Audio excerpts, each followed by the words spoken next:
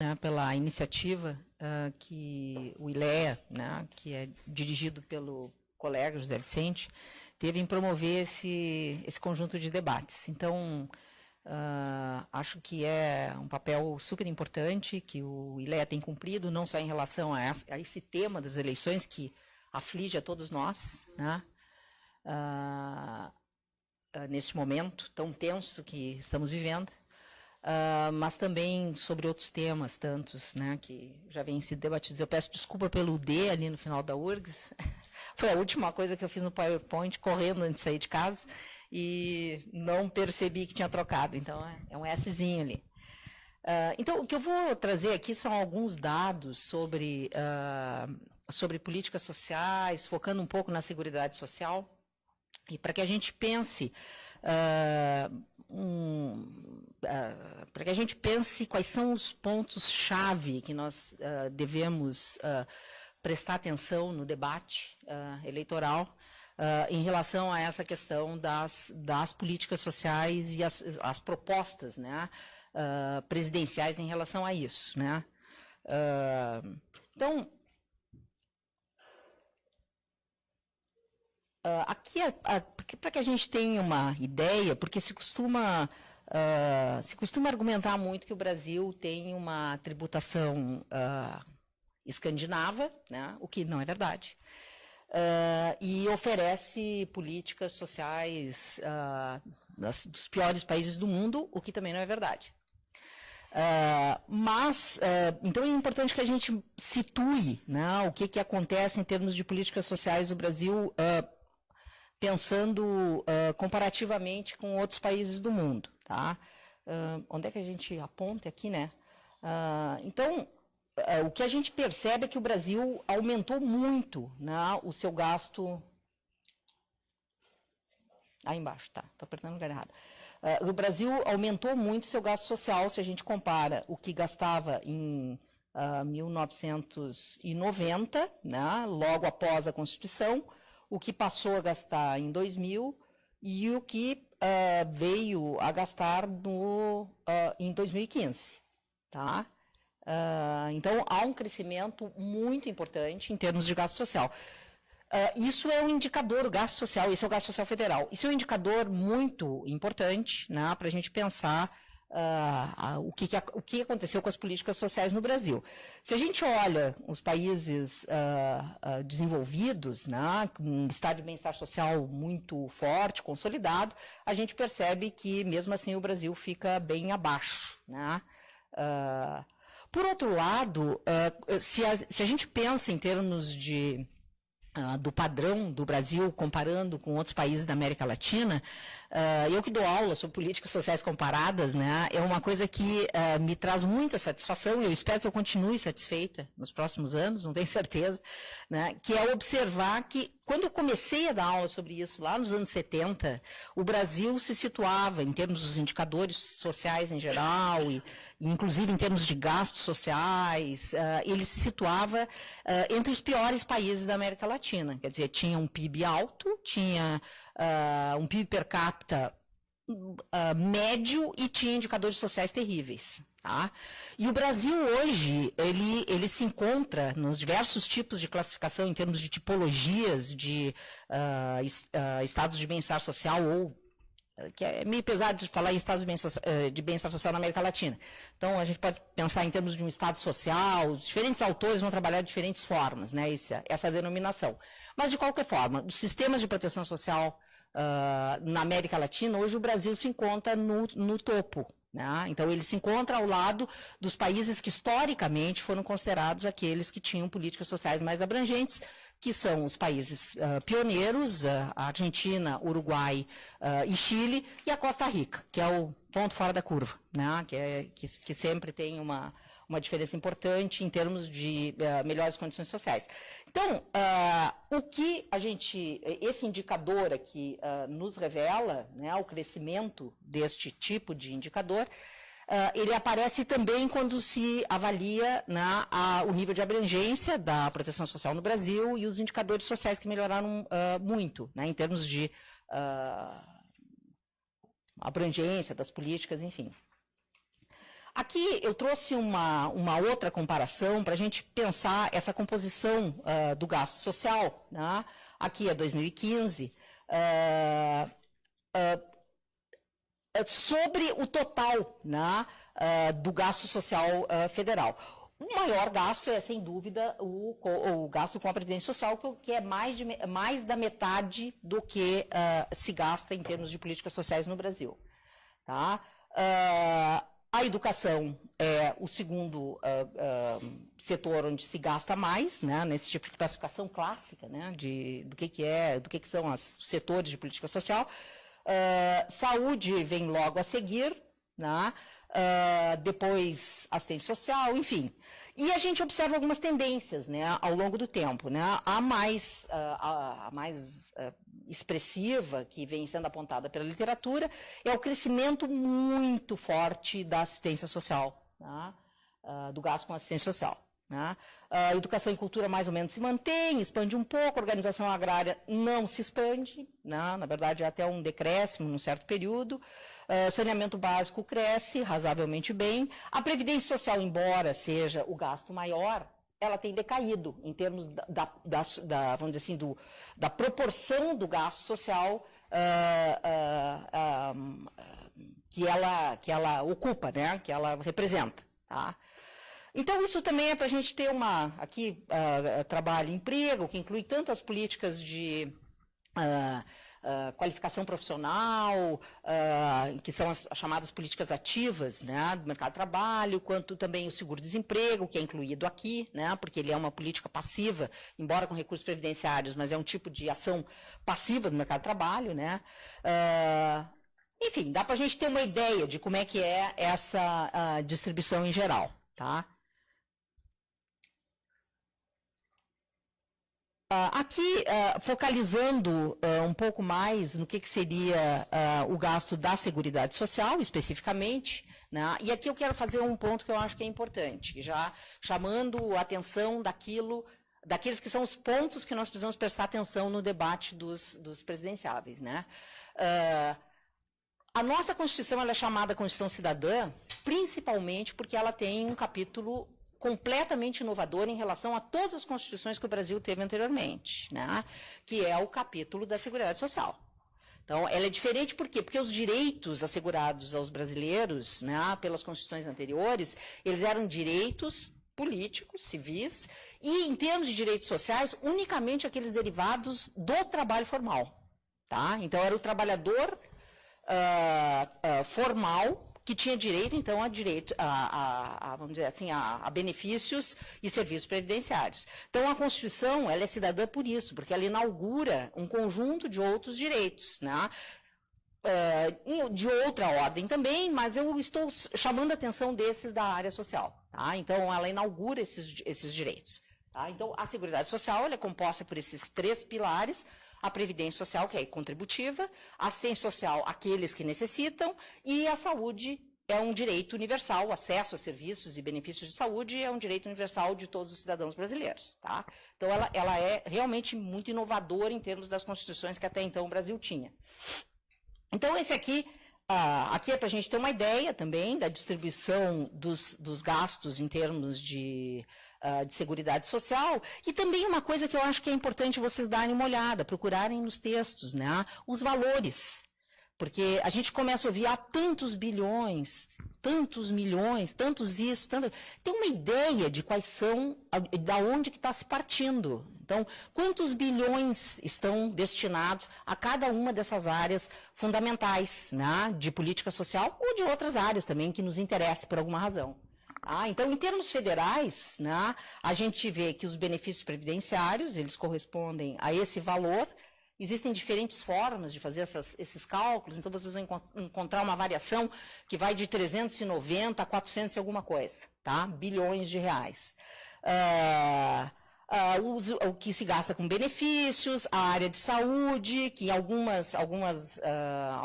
alguns tipos de cálculo vão falar em 122 bilhões de reais, esse aqui fala em 102, tá? Mas é 100 e alguma coisa, o que se gasta na área da saúde, tá? Bilhões. E, bom, aqui do FAT, onde é que está a assistência social? Assistência social é alguma coisa em torno de uns 90 bilhões, mais ou menos, tá? Aqui, né, aqui não está muito claro, mas é alguma coisa em torno de uns 90 bilhões de reais que se gasta, tá? Com assistência social no Brasil, que se gastava em 2015. Houve uma diminuição, né? Porque isso aqui, esse cálculo aqui, ele é feito atualizado, né? Então, ele é calculado com valores de reais de 2015, atualizando os valores anteriores para que a gente possa fazer uma comparação comparável, né? Porque senão não seria comparável, né? E ele houve um decréscimo, um pequeno decréscimo em 2016, mas esses gastos, isso é uma coisa que é importante a gente ter bem presente, esses gastos eles não são muito elásticos. Não é assim que chega um presidente e diz, bom, agora não gasto mais com saúde. Como assim? Não dá, né? O mundo cai. Então, não é assim. Eles são relativamente estáveis. As tendências elas vão se modificando por um período relativamente longo. Tá? E aqui é para que a gente pense um pouco sobre o impacto, né, de alguns tipos de políticas na redução da pobreza. Porque o Brasil, junto com a América Latina, com outros países da América Latina, teve uma diminuição da desigualdade importante durante os anos 2000. Tá? Se a gente compara, por exemplo, com os países BRICS, que é uma linha de estudo que eu também tenho, né? Se tu compara com os países BRICS, o Brasil foi o único país dos 5 que reduziu desigualdade. Tá? No período pós anos 2000. Foi o único que reduziu desigualdades. Entretanto, o Brasil permanece como sendo o segundo mais desigual, tá? Dentre os países BRICS. E entre os mais desiguais da América Latina. Continua muito desigual, mas reduziu. Tá? Mas aqui é para a gente ter uma ideia como que o gasto social direto ele pode impactar na proporção da pobreza. Nesse estudo, eles exatamente argumentam isso. Tá? Aqui é para a gente ter uma ideia disso que eu estava falando para vocês em termos do Gini.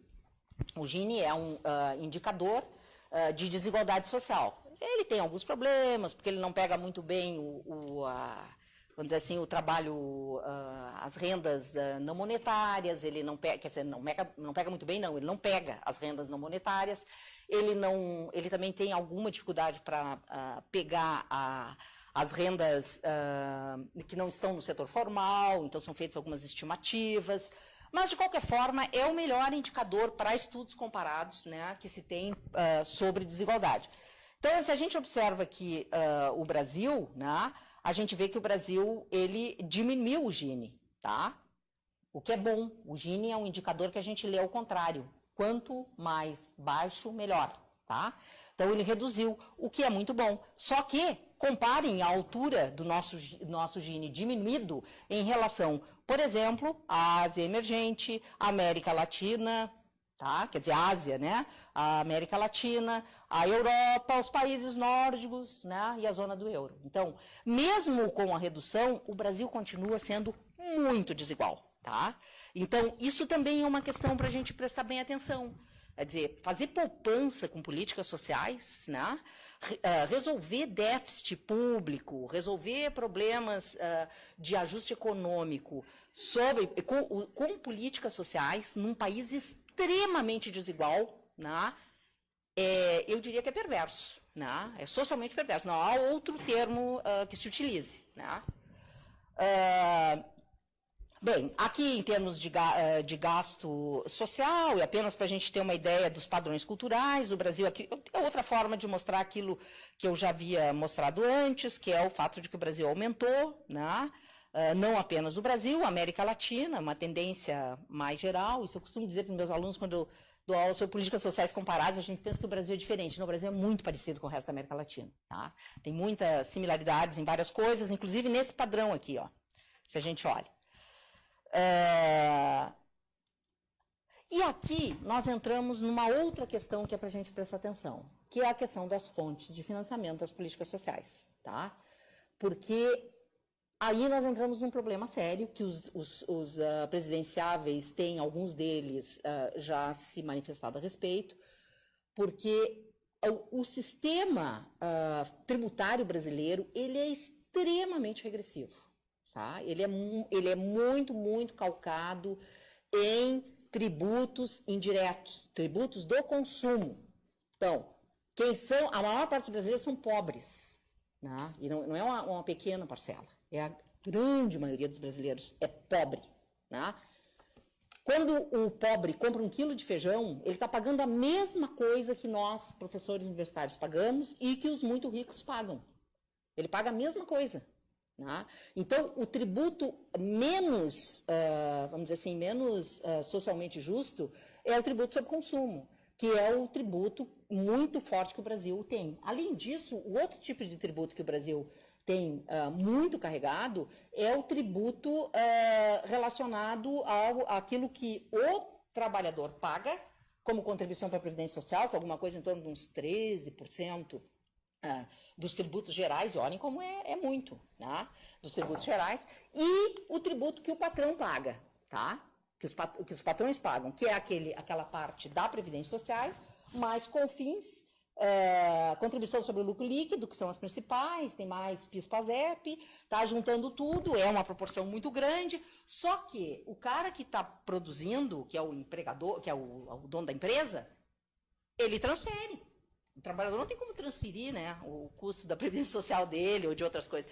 Ele transfere para o consumo. Então, ele onera novamente essa cadeia da tributação sobre o consumo. Né? Então, essa é uma questão para a gente prestar bastante atenção, né? Que é a questão tributária, fiscal, se a gente vai pensar em termos mais amplos, não só do que se arrecada, mas também de como se gasta. Né? Porque aqui a gente pode ter uma ideia, o que seria um padrão menos regressivo, tá? de tributação. Tá? Que aqui os países, né, que têm uma tributação mais justa são aquelas que os governos, né, arcam com grande parte do gasto, né, de proteção social, só que esses recursos orçamentários aqui, eles em grande parte, né, são relacionados à tributação da renda e da propriedade, o que no Brasil é muito baixo. Tá? Então, quando os governos entram aqui, os governos entram em cima de uma receita que ela é calcada muito na tributação de propriedade e na tributação de renda, tá? Que não é o caso do Brasil. Tá? Enfim, aqui é para a gente ter uma ideia. O Brasil, tá? Como eu vou mostrar agora para vocês, embora o que eu vou mostrar aqui em seguida ele tem um probleminha, porque ele foi feito só para a Seguridade, não para todas as áreas sociais. Mas, então, só para a gente ter uma ideia, ele se aproxima um pouco do que seria aqui dos Países Baixos, tá? Sendo que essa parte aqui é um pouco menor e essa parte dos empregadores aqui é bem maior, tá? Então, aqui só para a gente ter uma comparação, mas eu faço questão de salientar que isso aqui eu fiz para um outro, eu não tive tempo de depois arrumar, tá? Eu fiz para um outro estudo que fazia comparação só com essas áreas de seguridade social. Então, aqui seria maior, por quê? Porque tem a área de educação, tem a área de saneamento e de trabalho, né, que são financiados com recursos orçamentários, tá? Então, isso aqui seria maior, tá? Aqui seria mais, daria alguma coisa em torno de uns 16, mais ou menos, e reduziria aqui, e aqui reduziria um pouquinho mais ainda, tá?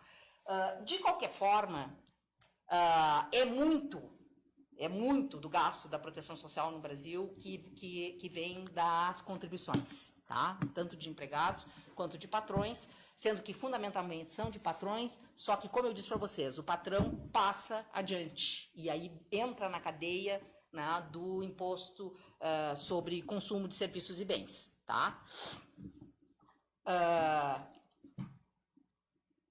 Então, aqui, continuando, aqui já é aqui é para vocês verem em termos comparativos aquilo que eu estava chamando a atenção anteriormente, tá?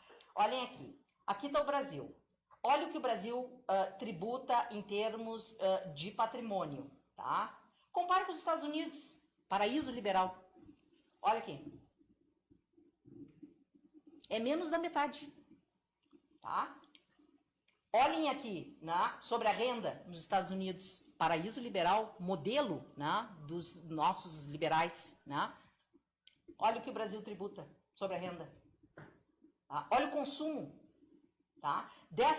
Desse conjunto aqui, o Brasil é o que mais tributa consumo, que é o tipo de imposto mais regressivo. tá? Então, tributa de uma forma muito, muito alta. Então, esta é uma outra questão para prestar atenção. Né? Qual é a proposta que os presidenciáveis aí têm, que trazem para nós, de política fiscal e política tributária? Tá? O que eles pretendem fazer com isso? Que é um horror, se a gente vai pensar em termos da desigualdade que existe no Brasil, né? Que é esse sistema tributário nosso. Tá? O que eles estão propondo? Então, aqui, só para... já estou me encaminhando para o fim, é só para a gente pensar um pouco nesses problemas do financiamento da Seguridade Social do Brasil. Então, esse sistema tributário extremamente regressivo, mais da metade da arrecadação, né, os tributos, né, incide sobre bens e serviços, com baixa tributação, sobre patrimônio e renda. Tá? Enquanto nos países OCDE, 2/3 eles provêm da tributação sobre patrimônio e renda. Tá? E no Brasil... como nós vimos, não. Né? 13% dos tributos incidem diretamente sobre a renda dos trabalhadores, os tributos sobre consumo, bens e serviços, eles representam 51%, que é esse tributo muito injusto. Né? Os gastos da Seguridade com os custos das empresas, eu já falei isso para vocês, né? Eles terminam sendo colocados, né, de volta, né, nesse bolo geral, e o que levam alguns estudos a calcular que cerca de 60%, né, da tributação no Brasil ela é sobre o trabalhador. Tá? Além disso, nós temos uma renúncia fiscal muito alta no Brasil. Tá? Muito alta. Então, vocês lembram que os gastos com saúde e mesmo com educação eram menores do que isso aqui. Tá? Então, em 2014, 182 bilhões de reais foram não tributados, de diversas maneiras. Aquelas isenções, né, que foram dadas para determinados setores das empresas, né? O fato de que boa parte das instituições de educação privada, as principais, as mais conhecidas, né, e de saúde, elas têm uma isenção fiscal muito alta, tá? Elas não pagam a contribuição sobre o salário dos seus trabalhadores, tá? E não são, e pensem, o Moinhos de Vento não paga, Hospital Moinhos de Vento, que, como você sabe, não atende SUS, né? Ele agora com a modificação da lei lá que foi de 2011, se não me falha a memória, que modificou e obrigou a ter alguma coisa, então ele fez aqueles serviços, como tem agora lá na Restinga, né? Porque ele tem que, uma parte disso, comprovar que ele está atendendo o SUS. Como assim já saiu? Mas alguma coisa ele tem que fazer em algum lugar, só que ele não vai misturar com seus clientes VIP lá, né? Não vai misturar pobre com cliente VIP, né? Pobre que usa SUS com cliente VIP do Moinho de Vento, tá? O Mãe de Deus não paga também, a PUC não paga. Então, quando os colegas nossos dizem, olha, não, as universidades privadas são financiadas com recurso, elas são financiadas com muito recurso público, porque eles não pagam tributação sobre, quer dizer, eles não pagam a contribuição previdenciária sobre os seus trabalhadores, sobre os professores, funcionários da PUC, da Unicinos, porque todas elas são classificadas como filantrópicas, elas entram nessa legislação de entidade de benefício, como é que é o nome? SEBS, que é o Certificado de Entidade de Beneficência da Assistência Social, um negócio assim, eu posso estar trocando, SEBS, não me lembro exatamente qual é a siglinha, tá? Que tem toda uma regulamentação e tal, mas de qualquer forma não pagam. Tá? E recebem ainda um enorme financiamento para o consumo, né, dos seus produtos ou dos seus serviços. Tá? Que financiamento é esse que elas recebem? Elas recebem através do FIES, por exemplo, né, das bolsas tipo ProUni, né, recebem através do desconto que quem tem filho em escola privada ou em universidade privada, ou quem paga a universidade privada pode fazer no seu imposto de renda, além da gente poder descontar a saúde, né? Todo gasto que a classe média tem com saúde, não digo todo, tem um limitador, para tudo isso tem um limitador, mas há um incentivo na medida em que o Estado renuncia, né, a captar esses recursos, né, e oferece para a classe média um incentivo para que ela tenha Unimed, para que ela pague o seu dentista privado. Né? Então, ela oferece incentivos para isso, por um lado, e, por outro lado, renuncia à arrecadação. Então, se a gente vai somando todas essas coisas, né, a quantia é imensa. Né? A isenção fiscal no Brasil, em 2014, né, as isenções fiscais, elas quase correspondem ao gasto em educação e saúde somados. Tá? Elas corresponderiam à de educação e assistência social, mais ou menos. Tá?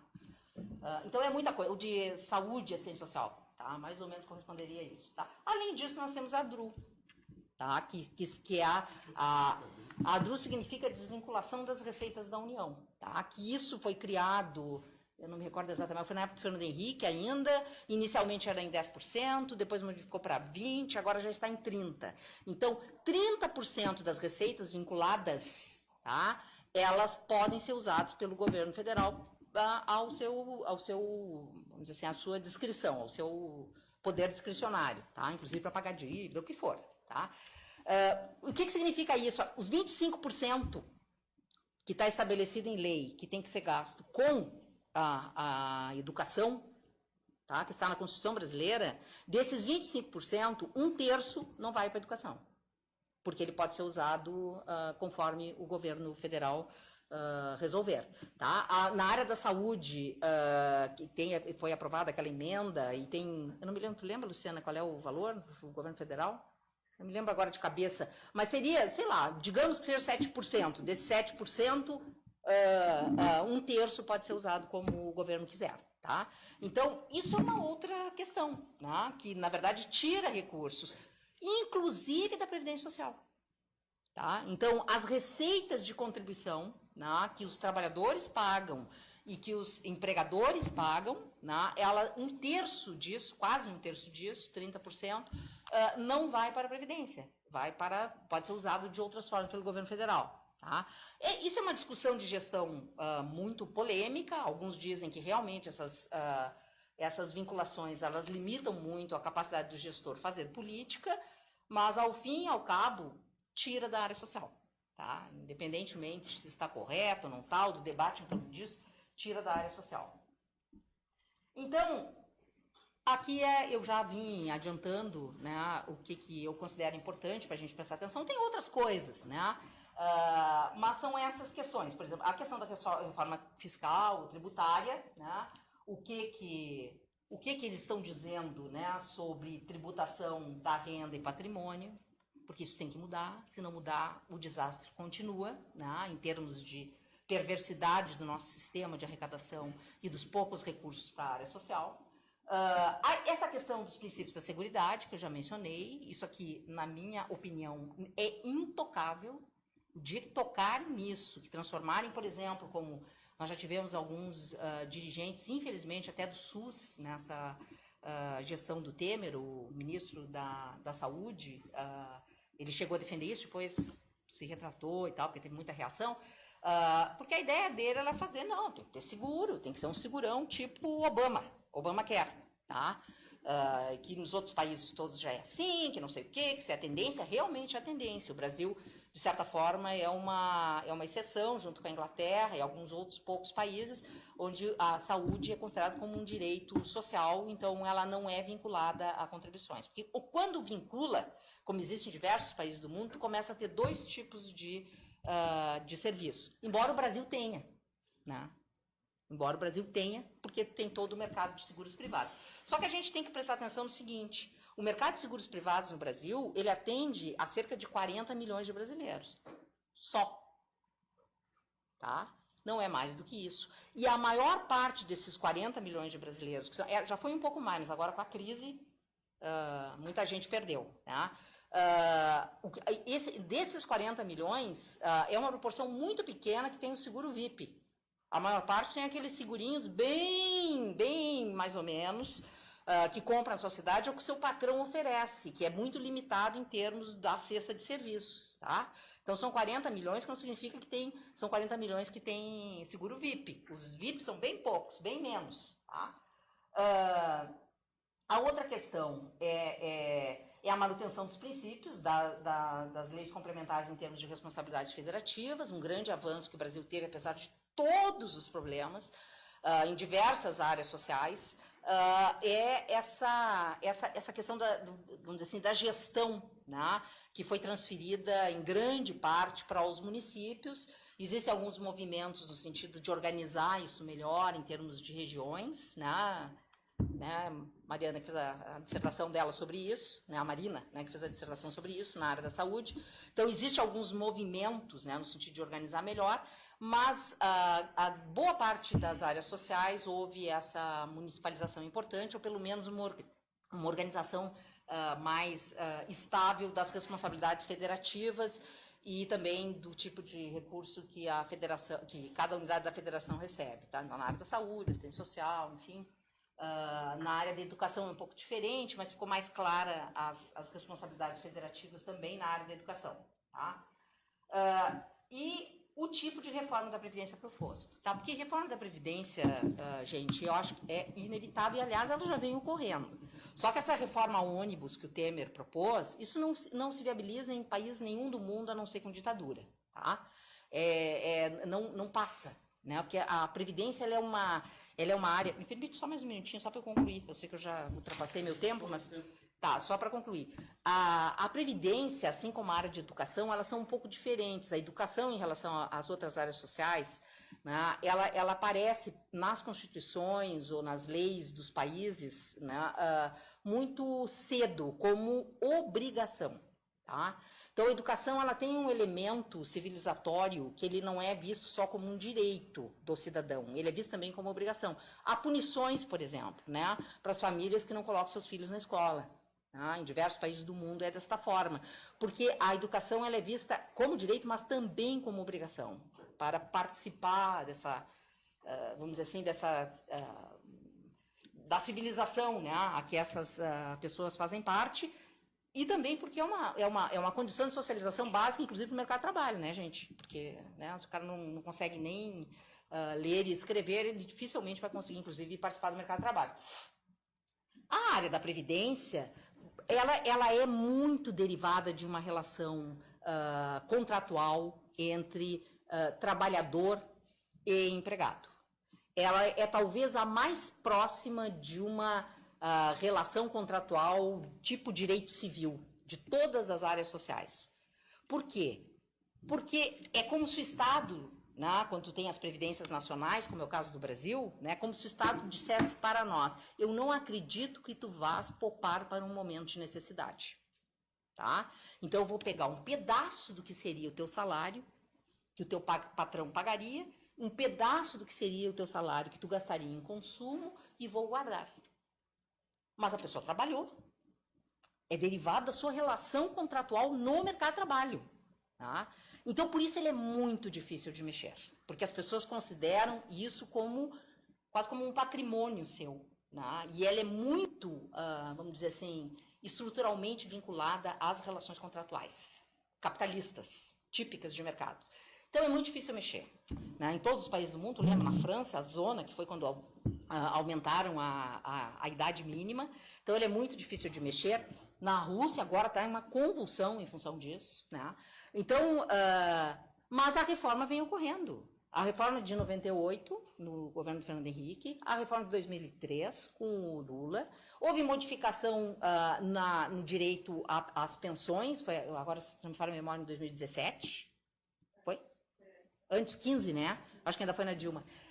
Em 2015, né, no direito às pensões. Então, já vem ocorrendo reformas. Né? Os professores novos, a partir... Então, às vezes a gente ouve na imprensa, isso é outra coisa para prestar atenção, inclusive nos candidatos, que às vezes falam essas bobagens. Diz assim, porque tem que acabar com a aposentadoria integral para os servidores públicos. Ela já acabou. Ela já acabou desde 2003. Né? Se o empregador, governo estadual ou municipal, não utilizou a licença que lhe foi dada pela lei, né, de passar a pagar a Previdência pelos critérios do regime geral da Previdência Social, e continuou usando o regime especial, prerrogativa do gestor. O governo federal já fez isso. Todos os nossos colegas que entraram depois de 2003 só têm direito à aposentadoria do regime geral. E pagam o diferente, tá? Que é esse FUNSPREV, eu acho que é o nome, né? Todos os funcionários federais já é assim. Boa parte dos funcionários, a maior parte, aliás, dos funcionários estaduais no Brasil já é assim. Boa parte dos funcionários municipais já é assim. Então, já houve essa mudança, tá? Em relação aos servidores públicos, tá? Pelo menos da administração direta. Então, a tendência é que haja modificações na Previdência Social. Nós estamos em pleno processo de transição demográfica, então a tendência é que haja alguma modificação em termos de idade, talvez mais alguma coisa em termos de pensões, mas isso precisa ser muito bem debatido e ver quem é que vai pagar a conta desse negócio. O que não pode é tu ter um sistema tributário completamente perverso, que 30% dos recursos da Previdência Social que o governo gasta como quer, que é um dinheiro que afinal a gente contribuiu, né, através da DRU, e, ao mesmo tempo, fazer uma reforma tributária, uma reforma da Previdência que calque apenas nos trabalhadores. E cuidado com os regimes de capitalização, tá? Que alguns candidatos, e TAS principalmente, fala muito. Cuidado com o regime de capitalização. Porque regime de capitalização, se ele for regime de capitalização puro, é fazer o que Pinochet fez.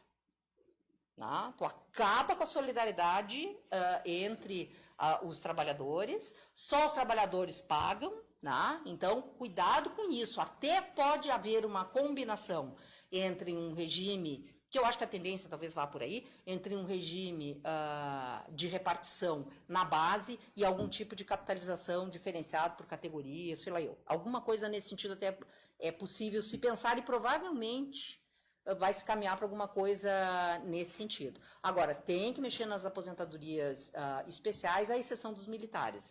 Nesse sentido, eu acho que os militares têm que ter especial mesmo, porque eles têm no mundo inteiro. Tá? Então, se a gente também quiser mexer nisso, aí também acho que vamos criar mais confusão, já temos bastante.